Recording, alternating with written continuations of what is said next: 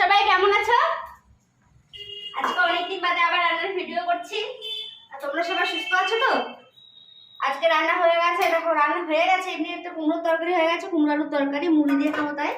আর এটা হচ্ছে চিচিঙ্গা ভাজা, ওই নুন হলুদ মাখিয়ে রেখে দিয়েছি।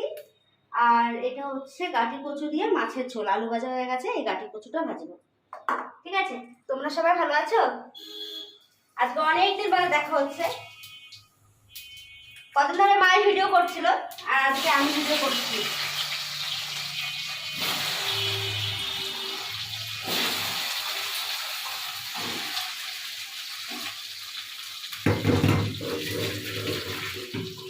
কাটি কচু দিয়ে মাছের ঝোল খেতে কে কে ভালোবাসো অবশ্যই জানাবে। হ্যাঁ, আমার খুব ভালো লাগে,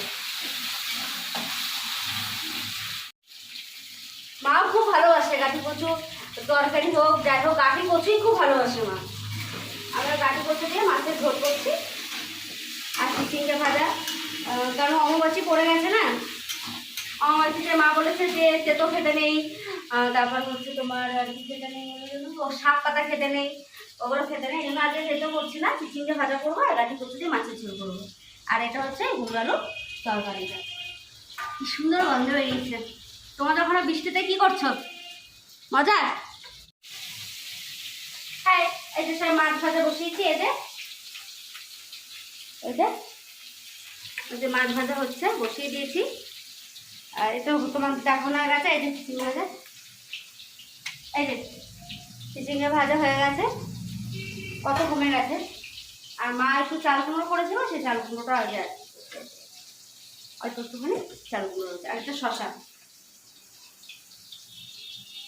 খাওয়ার সাথে, শশাটা একটু হজম শক্তি বাড়ায়, এর জন্য আমাদের হজম শক্তি কমে গেছে গো। ওই জন্য মাছ ভাজা হয়ে গেছে, ও মশলাও হয়ে গেছে, মশলা বাটাও হয়ে গেছে। এই যে টমেটো, আদা আর কাঁচা লঙ্কা দিয়ে গুঁড়ো দিয়ে করবো, জিরা করবো। ঠিক আছে, এটা আচ্ছা। মাছ ভাজা হয়ে গেছে, এই যে মাছ ভাজা হয়ে গেছে। ওখানে গামলা পেতেছি, জল এসছে, জল ভরছি গামলা করে বালতিতে। আর ওদিকে ঝোল বসে গেছে।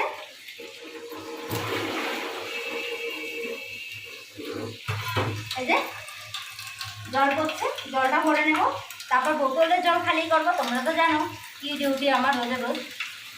তারপরে হচ্ছে ঝোল নামিয়ে বাদ বাকি তোমাদের সাথে শেয়ার করবো। এটা এই যে ফুটে গেছে ঝোলটা, এই যে ফুটুক, একবারে মাছ দিয়ে ফাইনাল লুক তোমাদের সামনে নিয়ে আসবো। টাটা বন্ধুরা।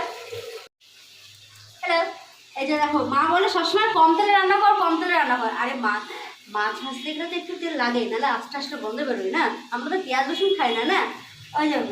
আর এই দেখো কম তেলে রান্না করেছি। দেখো আজকে কি সুন্দর রান্নাটা হয়েছে। গাঠি কচুগুলো একদম গলে গেছে, দেখবে? দেখো একদম গাঠি কচুগুলো গলে গেছে।